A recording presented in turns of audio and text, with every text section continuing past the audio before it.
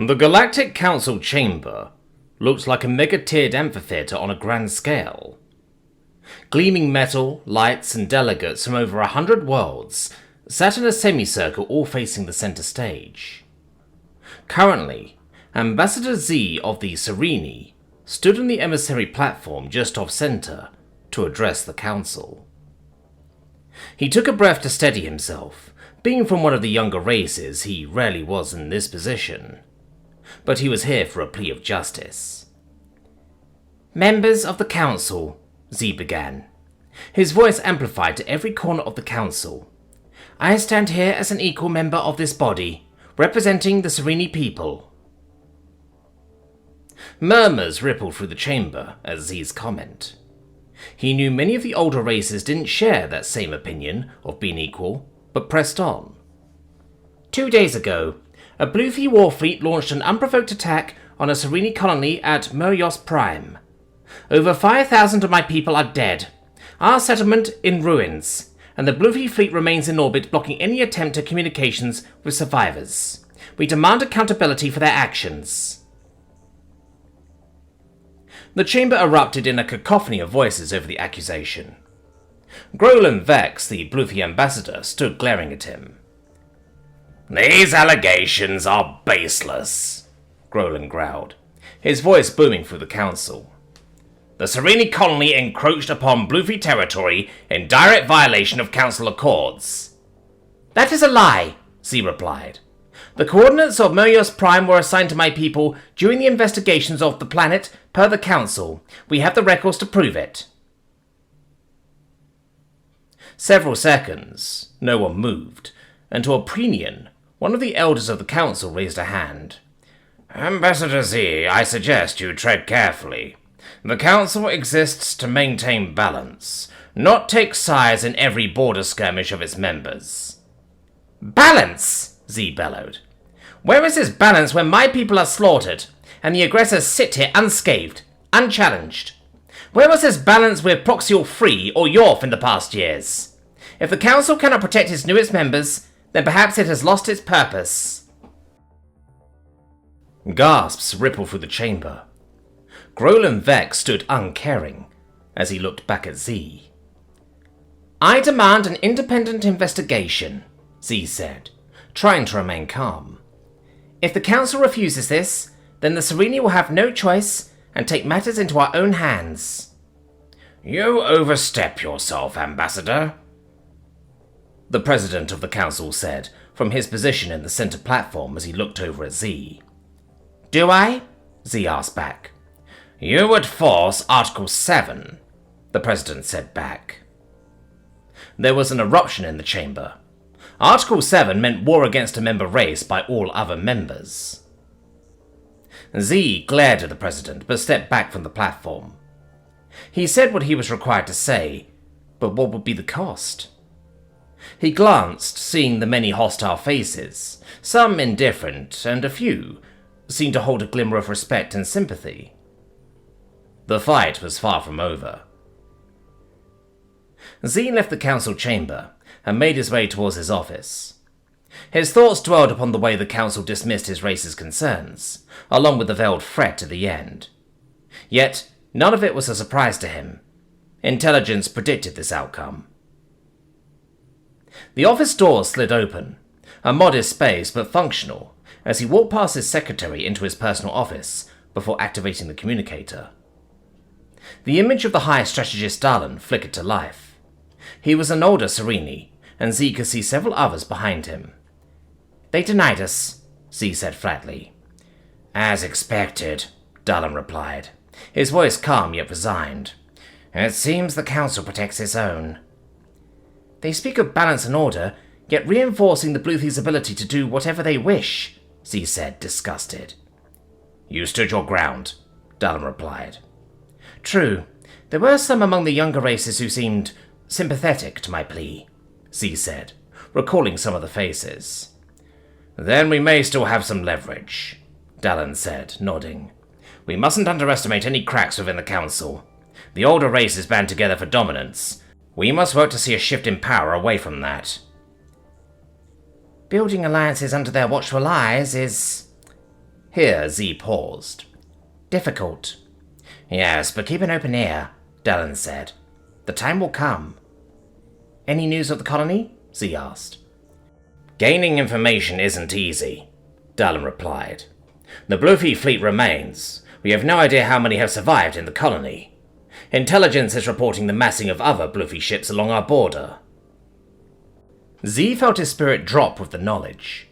The Bluy were going to take even more territory from them, and without support from the Council they could do nothing. The Bluy were superior to the Sereni's military. I'll try him on the Council, Z said. Good. We'll be in contact soon, Dallin said. The commendations ended, as Z turned to look out the window. War was coming, and he wondered if his people would survive.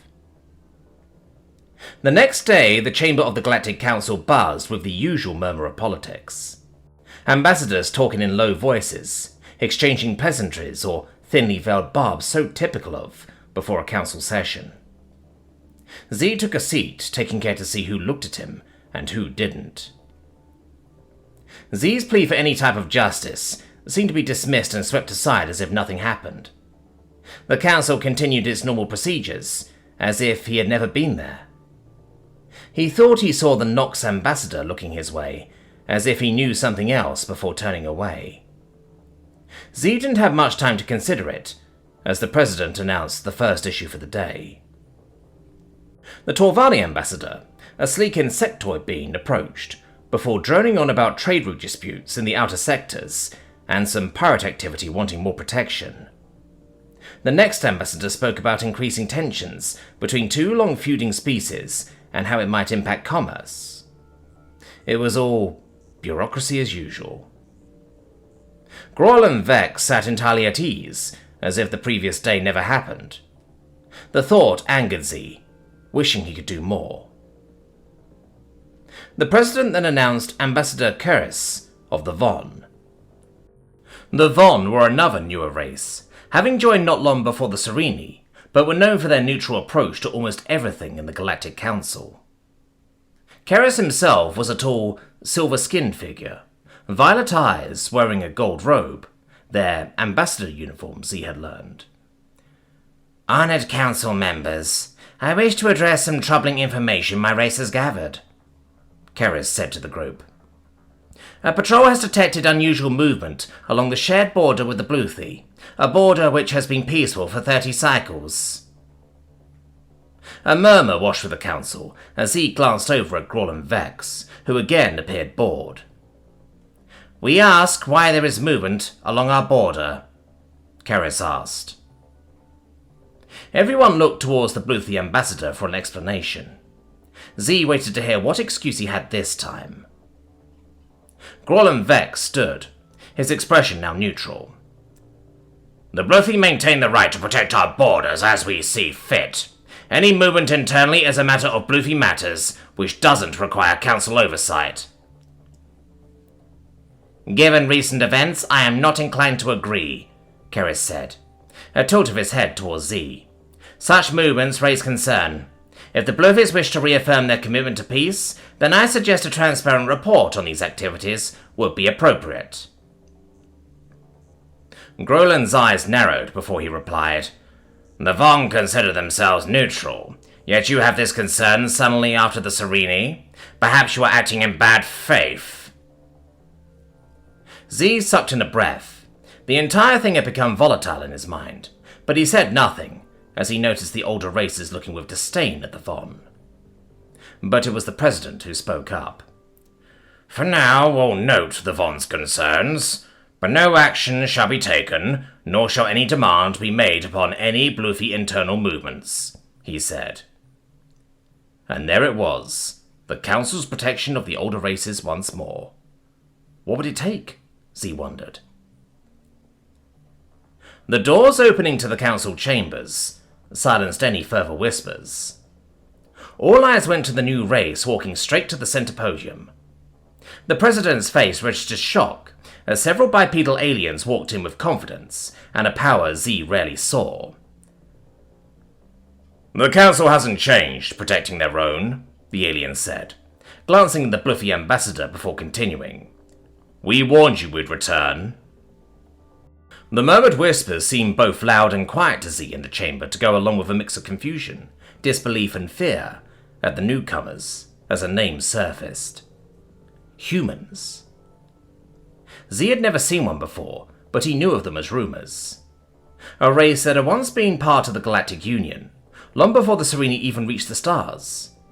The story was they abandoned the galaxy for their own selfish reasons, and now they stood here, unannounced, unafraid.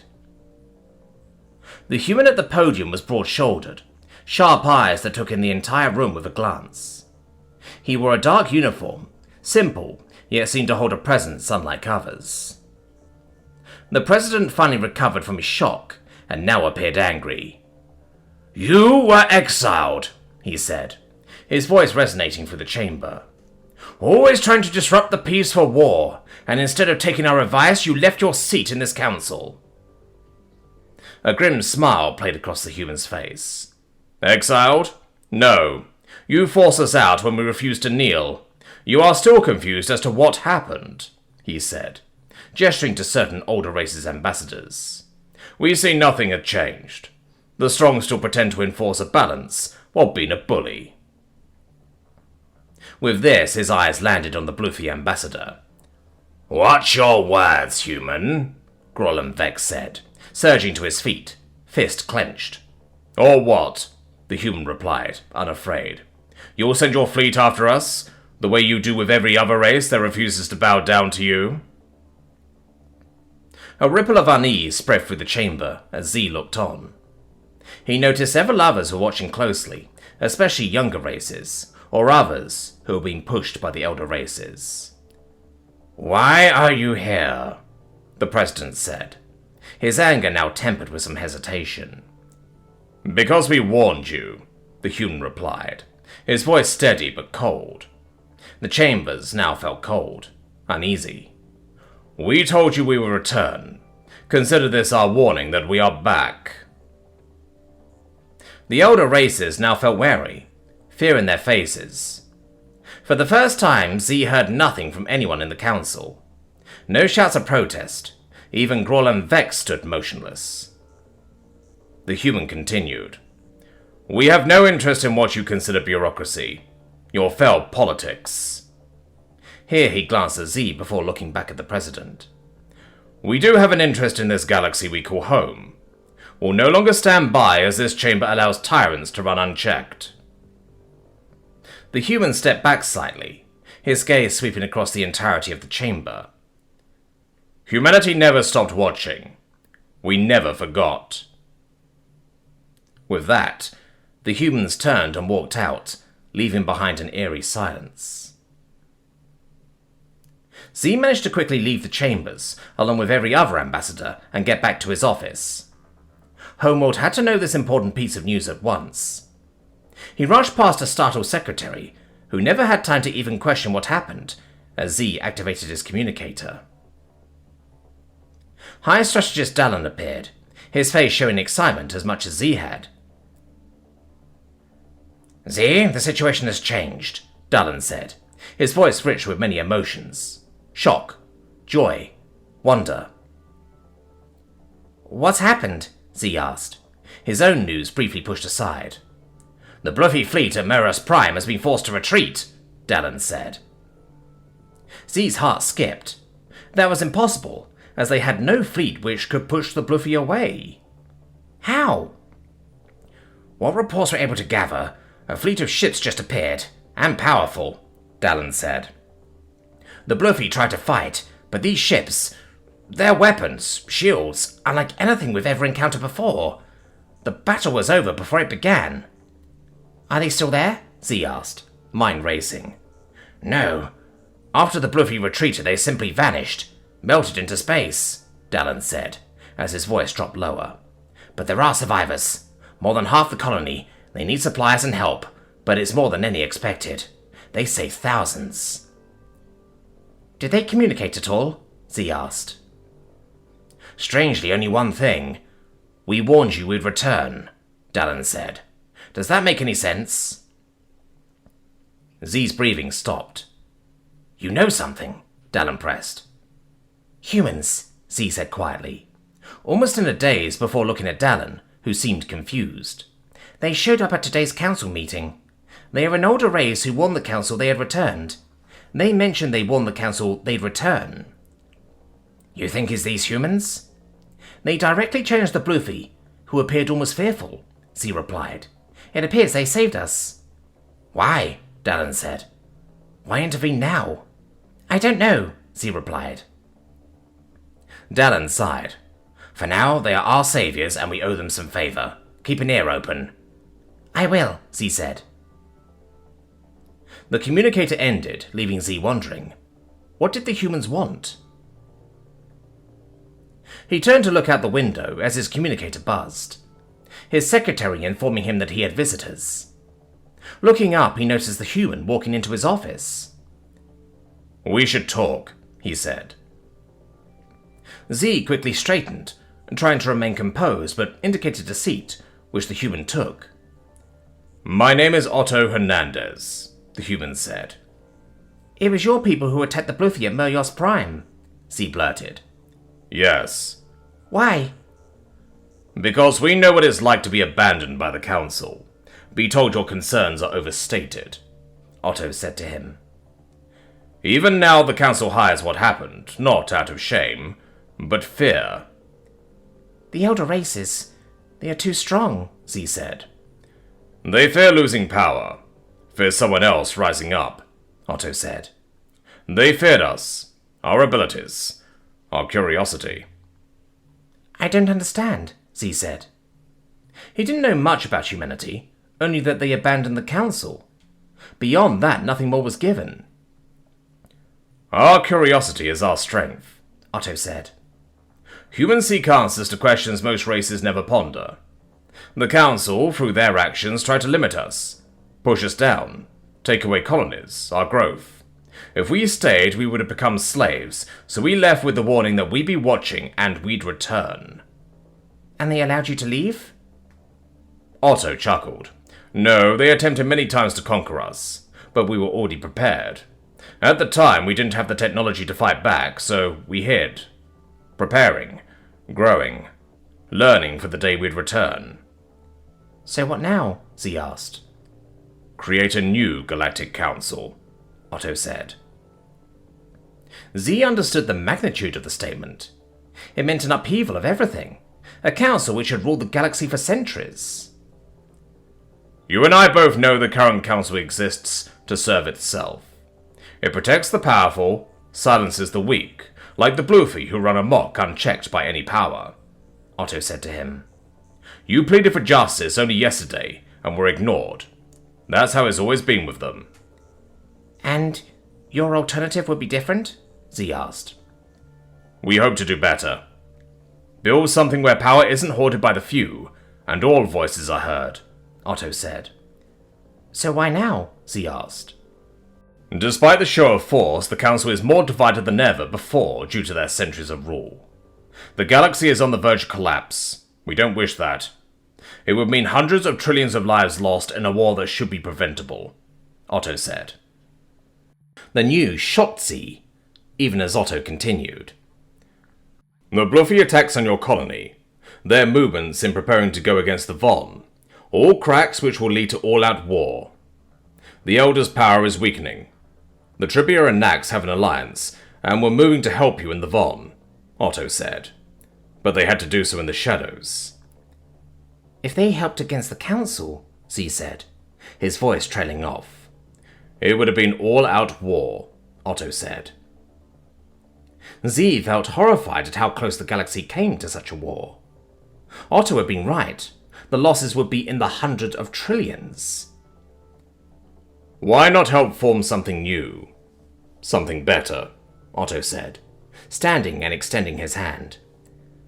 I'll have to talk to my government, but I'll give it my vote, Z said, shaking Otto's hand. What about the others, like the Nax and Bluy? They too are invited. After all, if we exclude others, are we any better? Otto said, then said his goodbye and walked out. Z felt many things watching the human leave, but he had renewed hope for the future. and this new galactic union.